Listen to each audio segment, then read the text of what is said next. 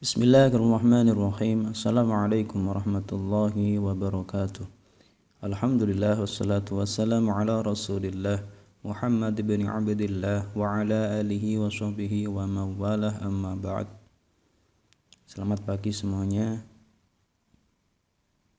sahabat alumni dimanapun Anda berada, para santri dimanapun Anda berada.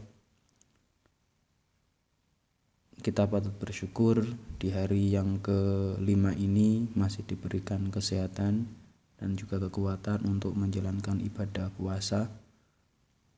Semoga kita tetap semangat untuk menjalankan ibadah puasa dan kita senantiasa belajar untuk mendapatkan dan meraih manfaat dan berkah dari serangkaian ibadah di selama bulan puasa ini. Ya, untuk kali ini kita akan membahas tentang penetapan bulan Qomariyah untuk puasa. Nah, artinya apa? Jadi bulan Qomariyah ini dijadikan patokan ya dalam kewajiban ibadah puasa. Seperti diketahui bahwa bulan Qomariyah merupakan dasar waktu yang dipergunakan oleh umat Islam. Ramadan merupakan salah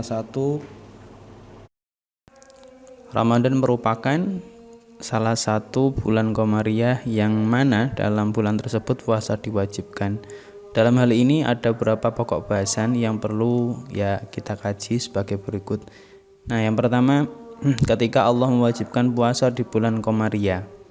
Kemudian jumlah hari pada bulan Qomariyah, cara menentukan masuknya bulan baru. Tentu saja ada hikmah di balik penentuan waktu puasa di bulan Qomariyah ini. Apa saja? Nanti simak baik-baik. Apa saja hikmahnya? Nah, setidaknya sebagai umat muslim harus lebih memahami hitungan Qomariyah.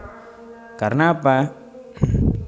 Di dalam penggunaan bulan Qomariyah ini ada hal-hal penting dalam pola tatanan kehidupan umat muslim itu sendiri, karena sebagian urusan atau hal-hal yang sifatnya ubudiyah ini memang ditentukan berdasarkan bulan Qomariyah.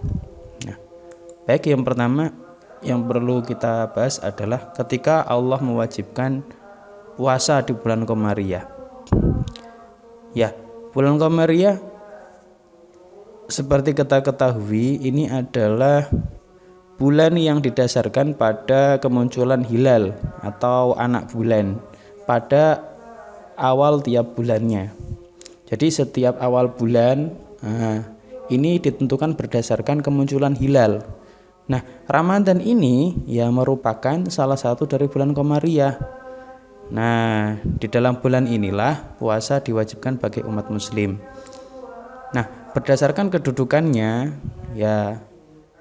ada beberapa hal yang melatar belakangi kenapa bulan Qomariyah ini dipilih sebagai waktu untuk pelaksanaan kewajiban puasa. Nah, yang pertama, seluruh waktu atau seluruh penentuan waktu bagi umat muslim dalam hal ibadah ini berdasarkan bulan Qomariyah. Sebut saja ada zakat, kemudian haji, kemudian iddah wanita yang cerai mati atau cerai hidup itu berdasarkan bulan Qomariyah gitu. Nah, dalam hal ini kita bisa melihat Al-Quran surat Al-Baqarah ayat 189. A'udzu billahi minasyaitonir rajim. Bismillahirrahmanirrahim. Yas'alunaka 'anil ahillah qul hiya mawaqitu lin-nasi wal hajj. Itu dasar ayatnya yang dijadikan sebagai penentuan waktu salah satu ibadah yang dijalankan oleh umat muslim. Dalam hal ini adalah haji Kemudian latar belakang yang kedua adalah penentuan tersebut merupakan hal yang kodrati. Ya, memang ada ciri khas ketika kita menyebut bulan Komariah, karena awal bulan Komariah ini ditandai dengan kemunculan hilal atau anak bulan. Nah, beda misalnya kita berbicara tentang yang bulan Masehi, ya tentunya ya begitu terus, nggak ada perputaran, dan juga memang dalam setahun ya begitu aja. Januari ya begitu, kemudian Februari ya begitu. Ya perbedaannya paling yang ketika ada tahun kabisat, yang mana Februari jumlah harinya sampai 29. Nah, paling perbedaannya cuman itu saja. Nah, latar belakang berikutnya, bulan Komariah menjadi waktu untuk perpindahan musim-musim dalam setahun.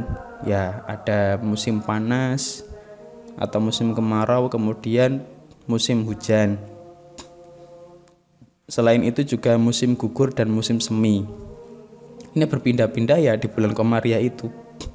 Dari sini ditemukan bahwa Ramadan dapat berpindah musim setiap tahunnya. Artinya apa? Jika di tahun sebelumnya Ramadan ada di musim panas bisa jadi di tahun ini bisa terjadi di musim yang lainnya. Nah, sehingga dalam hal ini puasa bisa disebut sebagai ibadah adaptif, ya. Ibadah adaptif tanpa mengenal musim. Ya, karena apa? Hal itu ditujukan supaya umat muslim terbiasa menjalankan puasa dalam berbagai kondisi musim yang berbeda. Nah, jadi nggak peduli mau musim panas, musim dingin. Nah, semuanya itu tetap pada dasar kewajiban puasa. Jadi puasa itu wajib, nggak kenal musim. Nah, kalau misalnya puasa ini mengenal musim, wajibnya hanya di bulan-bulan Ramadan yang di sana musim semi. Nah, nanti kalau musim gugur nggak wajib, ya nggak gitu. Nah, itulah memang hikmahnya kenapa kok ditaruh atau ditetapkan di bulan Komariah.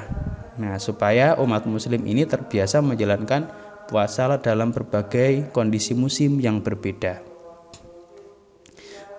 Selain itu kadang hari-hari di bulan Komariah ini kadang itu panjang, kadang ya juga pendek. Nah, tentunya hal ini juga berpengaruh ya terhadap kondisi ya psikis dan juga fisik umat muslim ketika menjalankan puasa Ramadan.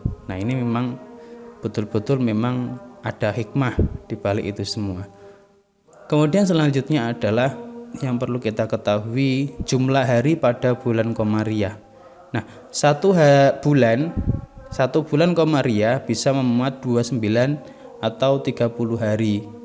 Namun terdapat kaidah bahwa satu bulan Komariah tidak kurang dari 29 hari dan juga tidak lebih dari 30 hari. Nah, ketentuan ini ya berdasarkan nasyara, ya berupa hadis dan juga penelitian lapangan.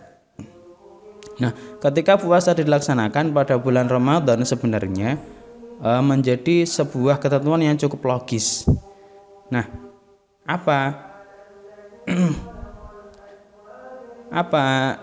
logisnya? Baik Ramadan itu dilaksanakan 29 atau 30 hari, ya sebenarnya pahalanya sepaket dengan amaliyah yang dikerjakan selama bulan Ramadan. Amalia tersebut bisa berupa sholat, kemudian puasa itu sendiri, dan juga amal-amal soleh yang lainnya, amal-amal kebaikan berupa sedekah, tilawatul Quran, kemudian taklim, ya belajar mengaji dan sebagainya. Itu ya memang udah sepaket dengan jumlah hari dalam bulan Ramadan ketika dilaksanakan puasa tersebut. Nah, menurut sebuah hadis Rasulullah SAW disebutkan bahwa ada 2 bulan yang tidak berkurang harinya, yaitu Ramadan dan Zulhijjah. Nah, dalam hal ini ya Rasulullah menyebutkan bahwasanya di dalam 2 bulan ini terdapat 2 hal besar bagi umat Islam yang merupakan 2 ibadah yang betul-betul dijalankan oleh semua umat Islam di dunia. Yaitu apa? Ibadah puasa dan ibadah haji. Kalau ibadah haji tentunya bagi orang yang sudah mampu. Nah, ini penuturan yang cukup bagus, memang menarik kalau untuk dicermati, bahwasanya menurut Ibnu Mas'ud ya, bahwasanya dia menyatakan kami berpuasa bersama Nabi Shallallahu Alaihi Wasallam 29 hari itu lebih banyak daripada berpuasa bersama beliau 30 hari. Nah, hadis riwayat Abu Dawud, Tirmidzi dan Ahmad. Nah, dan yang terakhir yang perlu kita ketahui adalah cara menentukan masuknya bulan baru. Nah, untuk menentukan awal bulan harus terlihat hilal anak bulan di ufuk ya. Jadi kita melihat udah kelihatan atau belum. Nah, ini berdasarkan ya Quran surat Al-Baqarah 189. Nah, pada masa Nabi, cara paling tepat untuk menentukan masuknya bulan baru adalah melihat hilal secara langsung dengan mata telanjang. Karena pada masa Nabi kan masyarakat masih ummi, belum bisa membaca tulis ataupun juga belum bisa berhitung. Jadi menurut Rasulullah ya cara yang paling baik ya melihat langsung dengan mata telanjang. Nah, persoalan kalau di masa sekarang menggunakan alat teropong untuk melihat anak bulan tersebut itu sudah persoalan perkembangan teknologi yang harus dimanfaatkan. Nah, dalam persoalan puasa ini didasarkan pada hadis-hadis berikut. Nah, hadis-hadis ini menjadi dasar bagaimana menentukan masuknya bulan baru. Salah satunya adalah bulan Ramadan.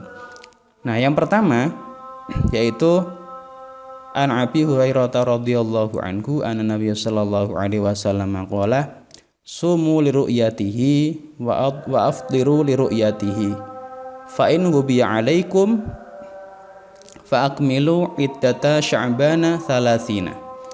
Muttafaqun alaih. Nah, dari Abu Hurairah radhiyallahu anhu, sesungguhnya Nabi sallallahu alaihi wasallam bersabda, berpuasalah kalian karena melihatnya hilal. Melihatnya apa yang dilihat? Hilal. Dan berbukalah karena melihatnya pula. Maka apabila tidak nampak bagimu, ya karena memang tidak nampak, maka sempurnakanlah bilangan bulan Sya'ban menjadi 30 hari. Hadis riwayat Bukhari Muslim. Jelas di sini kalau misalnya kita di awal bulan sudah memperkirakan ya, kira-kira ini sudah terlihat apa belum ya hilalnya. Nah, sudah ngecek, ternyata terhalang, maka ya bulan Sya'ban digenapkan menjadi 30 hari. Nah, gitu. Kemudian hadis yang lain itu dari Ibnu Umar radhiyallahu anhu, sesungguhnya Nabi sallallahu alaihi wasallam menyebutkan Ramadan, kemudian bersabda, jangan berpuasa kalian hingga melihat hilal dan jangan berbuka kalian hingga melihatnya. Maka apabila tertutup padamu, perkirakanlah sendiri. Ya, artinya ya diperkirakan. Hadis riwayat Bukhari. Kalau Arabnya la tasumu hatta tarawul hilala wala tufdiru hatta tarawhu fa in gumma alaikum faqdirulah. Nah, seperti itu. Jadi dari 2 hadis ini dapat kita ambil sebuah kesimpulan bahwasanya anak bulan atau hilal ini menjadi satu hal penting untuk menentukan awal bulan. Nah, salah satunya apa? Untuk menentukan awal bulan puasa atau bulan Syawal. Nah, karena di sini apa? Sumu li ru'yatihi wa afdiru li ru'yatihi. Nah, kalau sudah bisa melihat anak bulan, melihat hilal, maka dua hal ini boleh dilakukan. Ya. Kalau dalam ayat Quran, faman syahida minkum syahra falyasum. Kalau sudah menyaksikan, ya wajib berpuasa gitu. Sudah wajib. Jadi wajib berpuasa karena melihat hilal, wajib berbuka karena melihat hilal. Nah, dari sini dapat kita simpulkan beberapa poin. Yang pertama, penetapan bulan Ramadan sebagai bulan untuk puasa merupakan satu konsekuensi logis dari Al-Quran Surat Al-Baqarah 189. Nah, karena semua hal yang sifatnya ubudiyah dalam Islam ditentukan berdasarkan penanggalan bulan Qamariyah. Nah, kemudian satu bulan Qamariyah tidak kurang dari 29 hari dan tidak lebih dari 30 hari. Nah, ada 2 bulan Qamariyah yang harus diperhatikan. Nah, yang diingatkan oleh Rasulullah dalam hadisnya yaitu Ramadan dan Zulhijjah, karena di sini ada ibadah besar yang dilakukan oleh seluruh umat Islam, yaitu ibadah puasa dan ibadah haji. Nah, cara menentukan awal Ramadan ya, yang pertama dan memang paling utama ya, itu melihat hilal dengan mata telanjang seperti diajarkan oleh Rasulullah pada masa tersebut ya. Ketika Rasulullah ingin menentukan awal bulan Ramadan itu ya melihat hilal secara langsung. Nah, kalau persoalan untuk era kekinian pada era sekarang ini menggunakan alat itu sudah persoalan lain karena perkembangan teknologi. Nah, sehingga patokan puasa itu ya didasarkan pada melihat hilal atau tidak. Ya. Jika saat itu terhalang mendung atau tidak nampak, maka ya hendaknya menggenapkan atau menyempurnakan bulan Sya'ban tersebut menjadi 30 hari. Nah, kiranya ini yang perlu dipahami, ya perlu kita cermati. Semoga ini bermanfaat. Itu saja yang bisa saya sampaikan. Jika ada kebenaran semuanya dari Allah. Jika ada yang salah, murni itu dari diri saya sendiri. Ya, itu saja. Akhirul kalam. Wassalamualaikum warahmatullahi wabarakatuh.